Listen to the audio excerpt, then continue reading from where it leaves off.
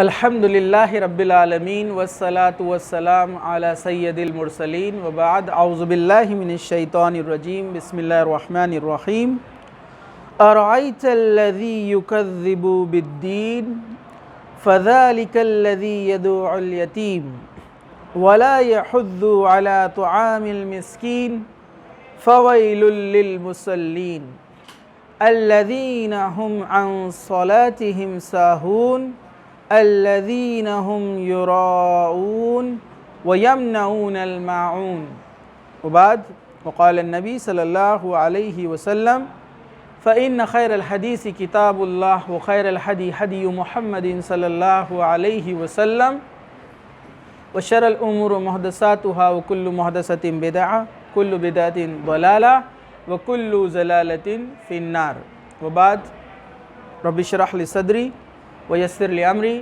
واحلل عقدۃ من لسانی یفقہوا قولی اما بعد انشاءاللہ تعالی آج اس درس میں ہم سورہ ماعون جو کہ 107 نمبر کا 107 یہ سورہ ہے قرآن مجید میں 30ویں پارے میں ہے اور ہم میں سے اکثریت اس سورہ کو یاد بھی کرتے ہیں، اس کا معنی بھی جانتے ہیں۔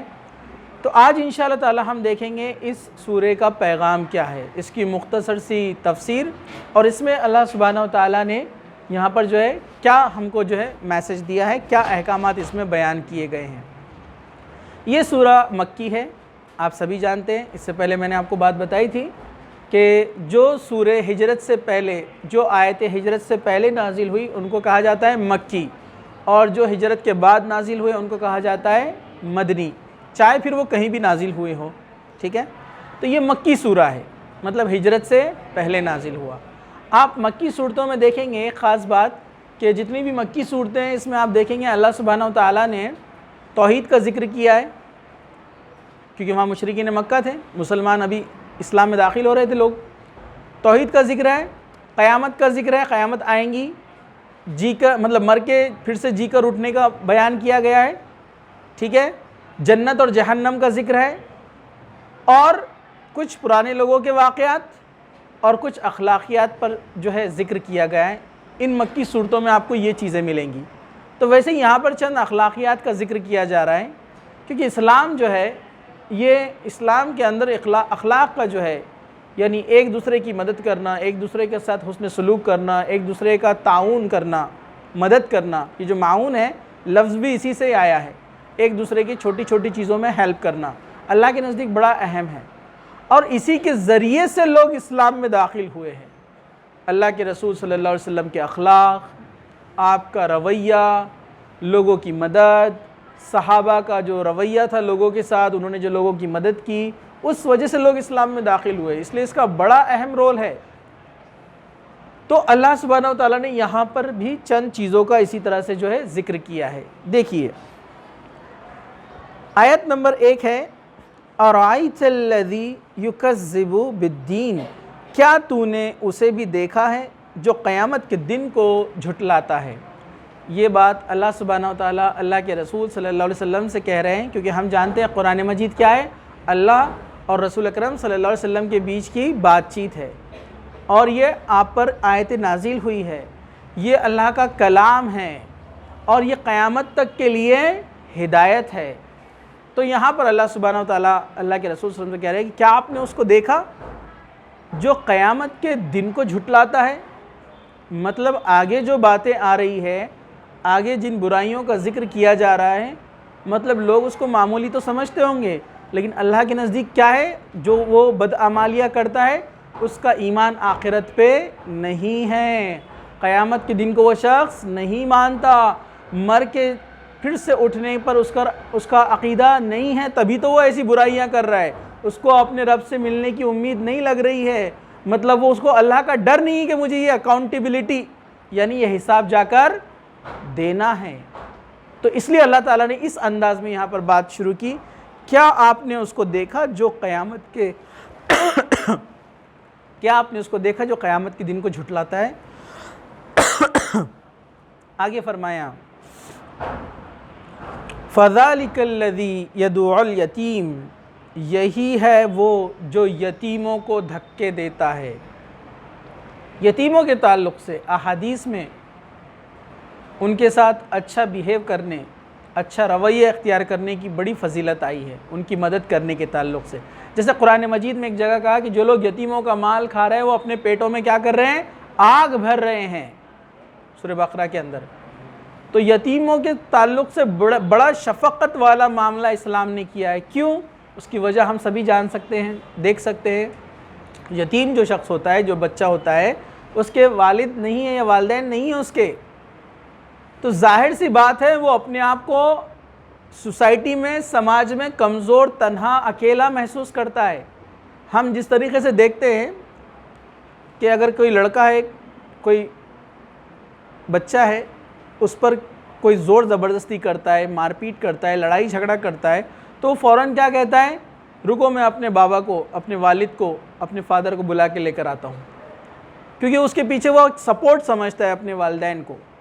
لیکن جو یتیم ہو وہ یہ بات نہیں کہہ سکتا ہے، وہ اپنے آپ کو کمزور اور تنہا پاتا ہے۔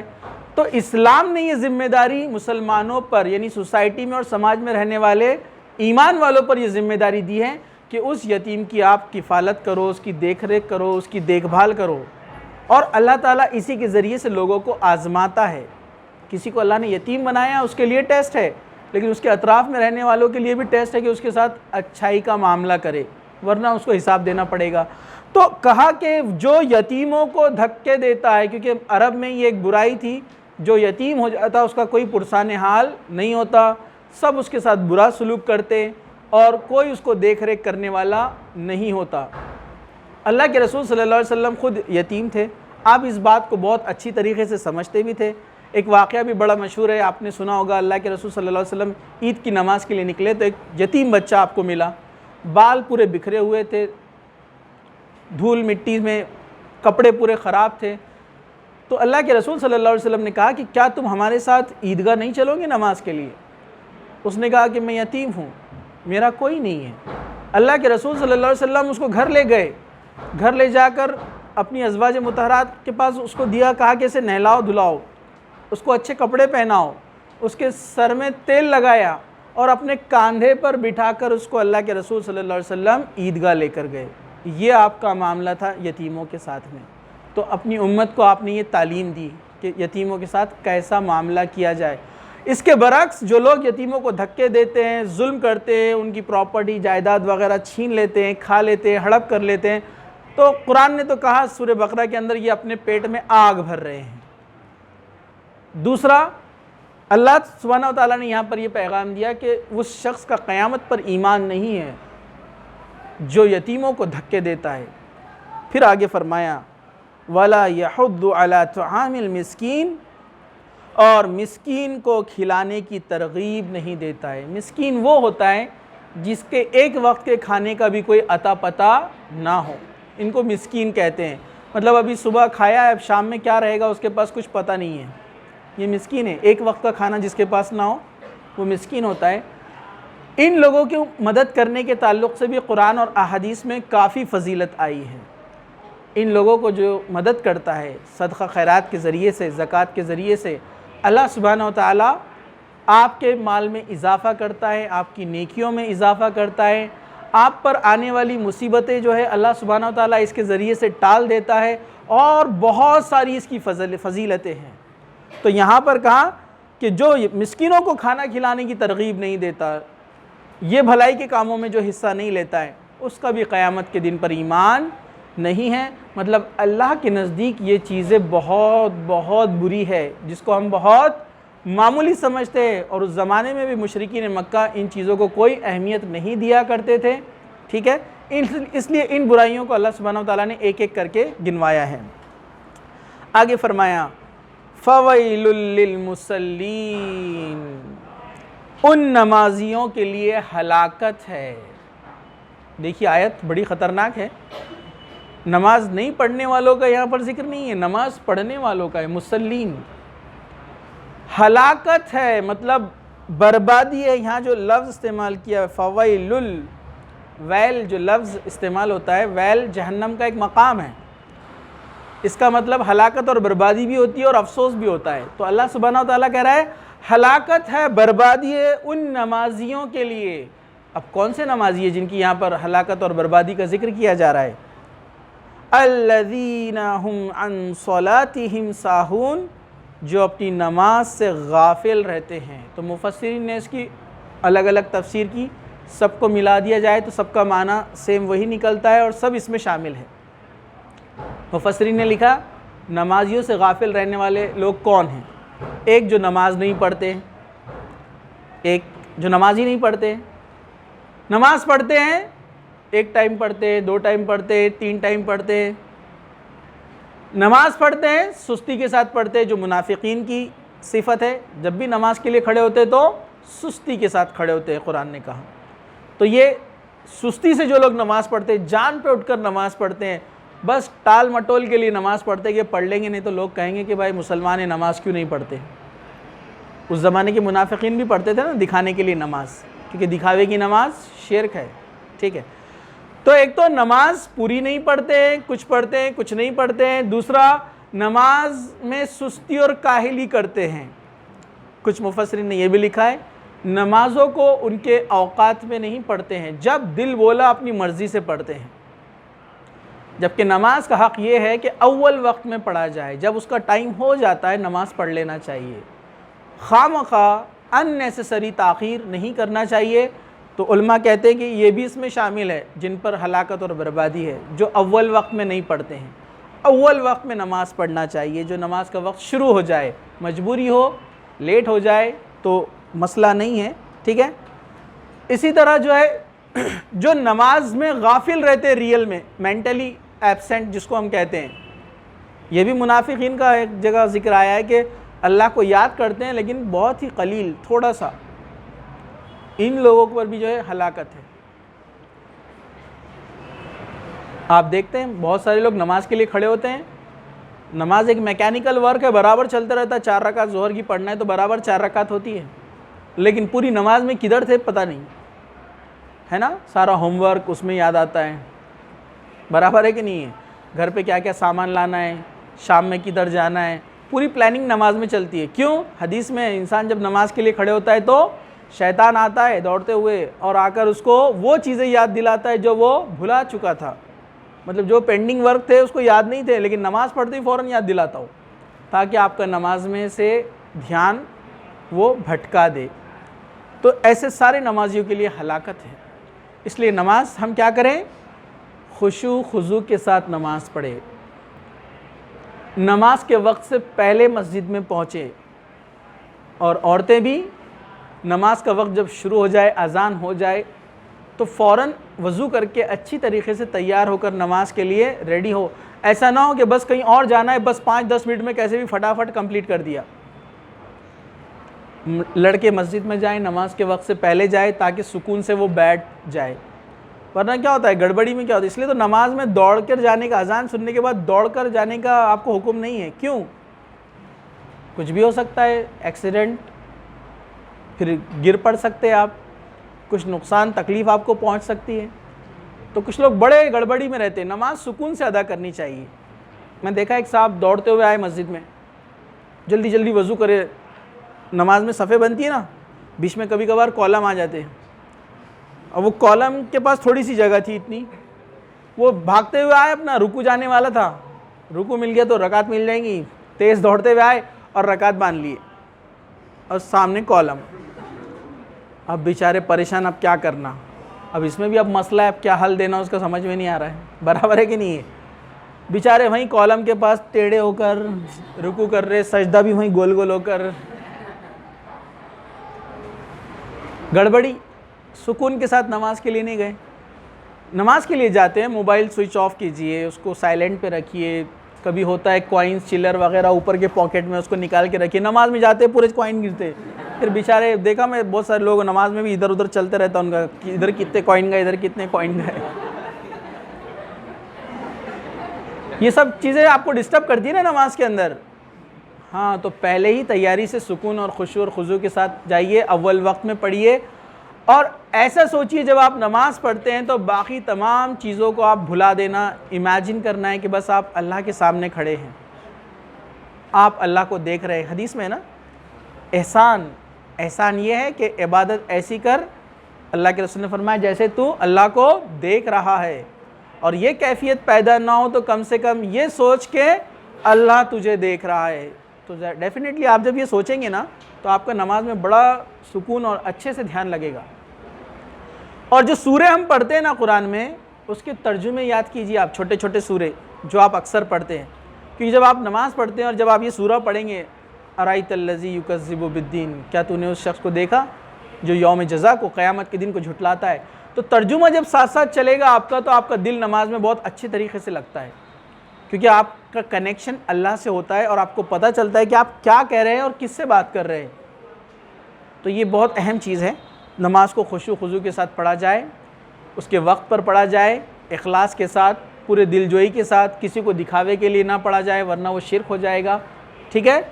اور یہ تمام چیزیں کرنے کے لیے آپ کو پہلے سے مینٹلی اچھے سے پریپیئر ہونا ہوگا، ٹھیک ہے؟ تو یہ چند چیزوں کو آپ دھیان میں رکھیے، ورنہ جو کچھ نمازیں پڑھتے ہیں کچھ نہیں پڑھتے ہیں، تاخیر سے پڑھتے ہیں، نماز میں دھیان نہیں ہوتا ہے، حرکات برابر نہیں ہوتے ہیں، جلدی جلدی تیزی سے رکوع اور سجدے کرتے، ایک شخص آیا نماز پڑھا، اللہ کے رسول نے فرمایا تیری نماز نہیں ہوئی، پھر دوسری بار پڑھا، اللہ کے رسول نے فرمایا نہیں، تیسری بار نہیں، بولا اللہ کے رسول اس سے اچھی نماز میں پڑھ ہی نہیں سکتا، تو اللہ کے رسول صلی اللہ علیہ وسلم نے کیا فرمایا اس کو، جب کھڑا ہو تو سکون کے ساتھ کھڑا ہو، جب رکوع میں جا تو اتنا سکون سے رکوع کر کہ تیری پیٹھ سیدھی ہو جائے، پھر اس کے بعد رکوع سے جب اٹھ جا تو آرام سے تھوڑا سا رک جا، میں مختصر سا بیان کر رہا ہوں، حدیث لمبی ہے، سجدہ کر، رکوع سجدہ اس طرح کر، پیٹھ سیدھی ہو جائے مطلب سکون کے ساتھ، پھر سجدے کے درمیان تھوڑی دیر آپ کو رکنا ہے اچھے سے، پھر سجدہ، اللہ کے رسول نے پریکٹیکلی پورا اس کو بتایا کہ یہ اس طرح سے نماز پڑھی جاتی ہے۔ تو اپنے اسٹیپس جو ہوتے ہیں نماز کے اندر آپ بہت آرام سے اور سکون سے کرنا چاہیے، جلدی جلدی سجدے آپ پھٹافٹ ماریں گے نماز نہیں ہوتی ہے، ان میں شامل ہو جائیں گے اپن، ٹھیک ہے؟ چلیے، الذین ہم یراؤون، جو ریاکاری کرتے ہیں، کن کے لیے نماز میں ہلاکت اور بربادی ہے، تو ان کا خاص یہاں پر ذکر کیا جا رہا ہے، جو ریاکاری کرنے کے لیے نماز پڑھتے ہیں۔ یہ جو اوپر جو چند چیزیں علماء نے بتائی یہ بھی تو ہے، لیکن یہاں اہم بات اب کیا بتائی جا رہی ہے، ریاکاری کے لیے جو لوگ نماز پڑھتے ہیں، دکھاوے کے لیے، کچھ لوگ رہتے ہیں بہت دکھاوا کرتے کہ ہم نماز پڑھ رہے ہیں، دل کا حال دیکھیے، اللہ کو خوب معلوم ہے، نماز ہمیں اس لیے پڑھنا ہے کہ یہ رب کا حکم ہے، ہم کو اللہ سے محبت ہے، ہم اللہ کے تابع ہیں، ہم کو ایک دن حساب دینا ہے اس کا، اگر نہیں پڑھیں گے تو دل میں اللہ تعالیٰ کا ڈر ہو اور جنت کی امید بھی ہو، اس لیے ہم نماز پڑھیں، اس لیے ہم عبادت کریں کہ میرا رب ہے، اس نے مجھے پیدا کیا، اس نے مجھے حکم دیا اور مجھے مر کر اس کے پاس لوٹ کر جانا ہے، تو میں اپنے رب کو کیا حساب دوں گا کہ اس نے عبادت کے لیے دنیا میں بھیجا تھا اور میں نے عبادت نہیں کیا، اس لیے ہم کو نماز پڑھنا ہے۔ کوئی دیکھتا ہے دیکھنے دو، کوئی نہیں دیکھتا ہے مت دیکھنے دو، کسی کے انتظار نہیں کرنا ہے نماز کے لیے، کسی کو دکھانا نہیں ہے۔ جیسے کسی نے بہت اچھی بات کہی، آپ ایک سجدہ کرتے ہیں 5 سیکنڈ کا اور اچانک آپ کو محسوس ہوتا ہے کہ کوئی آپ کو دیکھ رہا ہے، تو آپ دوسرا سجدہ کر دیتے ہیں 10 سیکنڈ کا، یہ 5 سیکنڈ کا جو اضافہ آپ نے کیا یہ شرک ہے، یہ دکھاوا ہے، یہی ہے دکھاوا۔ تو دکھاوے کے لیے نہیں کرنا چاہیے۔ کچھ لوگ رہتے ہیں نماز کسی نے ان سے پوچھا بھی نہیں تو پورا بتاتے ہوں، میں صبح اٹھا، فجر پڑھا، فجر کے بعد پھر میں یہ کام تھا وہ کام، پھر تمہیں ظہر کا ٹائم آ گیا، پھر میں نے ظہر پڑھا۔ برابر ہے کہ نہیں ہے؟ دکھاوا ہی ہے۔ آپ سے کسی نے پوچھا نہیں، نماز فرض ہے، ہر ایک کو پڑھنا چاہیے۔ ہاں تاکید کر سکتے، جب آپ نماز کو جاتے تو دوسرے کو بھی کہیں گے چلیے نماز کا وقت ہو گیا، ٹھیک ہے، اصلاح کے لیے، دعوت کے لیے، سمجھانے کے لیے آپ کہہ سکتے ہیں، لیکن ہمیں پوری کوشش کرنا چاہیے کہ ہم صرف اللہ کے لیے نماز پڑھیں، عبادت کریں۔ لیکن یاد رکھیے طریقہ اللہ کے رسول صلی اللہ علیہ وسلم کا بھی ضروری ہے۔ کچھ لوگ بولتے ہیں ہم دکھاوا نہیں کرتے اس لیے ہم گھر میں نماز پڑھتے ہیں، یہ غلط ہے، کیونکہ اللہ کے رسول صلی اللہ علیہ وسلم خالص اللہ کی عبادت کرنے والے تھے، لیکن آپ بھی نماز کہاں پڑھتے تھے؟ مسجد میں جا کر۔ کوئی اپنا طریقہ نہ نکالے، تو نماز تو پڑھنا ہے لیکن طریقہ اللہ کے رسول صلی اللہ علیہ وسلم کا۔ وَيَمْنَعُونَ الْمَاعُونَ، اور جو برتنے کی چیزوں سے روکتے ہیں۔ برتنے کی چیزیں مطلب جو ہم ایک دوسرے کی ہیلپ کے لیے دیتے ہیں، چھوٹی چھوٹی چیزیں۔ عبداللہ ابن مسعود رضی اللہ عنہ فرماتے ہیں کہ اس سے مراد، معاون سے مراد وہ چھوٹی چھوٹی چیزیں ہیں جو ڈے ٹو ڈے لائف میں ہم ایک دوسرے کو دیتے ہیں۔ جیسے انہوں نے اگزامپل دیا پھاوڑا جو مٹی کھودنے کا ہوتا ہے، یا کوئی گھریلو چیز نمک وغیرہ جو پڑوسی مانگنے کے لیے آتے ہیں۔ مطلب چھوٹی چھوٹی چیزیں جو ایک دوسرے کے کوآرڈینیشن کے لیے، ایک دوسرے کی ہیلپ کے لیے ہم لیتے ہیں اور دیتے ہیں، اس کو معاون کہتے ہیں۔ تو کہا کہ اس سے مراد یہاں پر یہ دیکھیے اسلام کتنی گہرائی سے آپ کو بتا رہا ہے ایک دوسرے کی ہیلپ کرنے کے تعلق سے۔ مطلب اپن ایسا سمجھیں گے آج کے دور میں پین کسی کو مانگا ہے، پانی مانگا ہے آپ سے، ٹھیک ہے، بک مانگا ہے آپ سے، لیکن اس میں باقی چیزیں بھی میں آپ کو بتاؤں گا، کچھ سوال جواب میں آئیں گی۔ ایک دوسرے کی ہیلپ کرنا چاہیے، ایک دوسرے کو سپورٹ کرنا چاہیے یہ چیزوں میں، کیونکہ یہ اس کا تعلق سیدھے کہاں پر ہے؟ اللہ تعالیٰ نے کہا کہ وہ قیامت کے دن پر ایمان نہیں رکھتا ہے۔ کبھی کبھار ہوتا ہے ہمارے پاس کچھ چیزیں ایکسس میں ہوتی ہے، موجود ہوتی ہے، لیکن ہم دیتے نہیں ہیں دل چھوٹا کر کے، تو یہ چیز صحیح نہیں ہے۔ ایک دوسرے کی ہیلپ کرنا چاہیے، ایک دوسرے کی مدد کرنا چاہیے۔ تو یہ چند چیزیں تھیں اور یہ پیغامات تھے سورہ جو ہے معاون کے، سورہ نمبر 107، یہ مکی سورہ ہے۔ آپ اس کو پڑھیے ترجمے کے ساتھ، اس کو کوشش کیجئے ترجمے کو یاد کرنے کے لیے، اور اس کو گھر میں بھی آپ اس کی تفسیر پڑھیے، گھر والوں کو بھی سنائیے، تاکہ آپ بھی جو ہے اس سے جو ہے اجر ثواب حاصل کر سکے۔ وآخر دعوانا الحمدللہ رب العالمین، سبحان ربک رب العزت عما یصفون، وسلام علی المرسلین والحمدللہ رب العالمین۔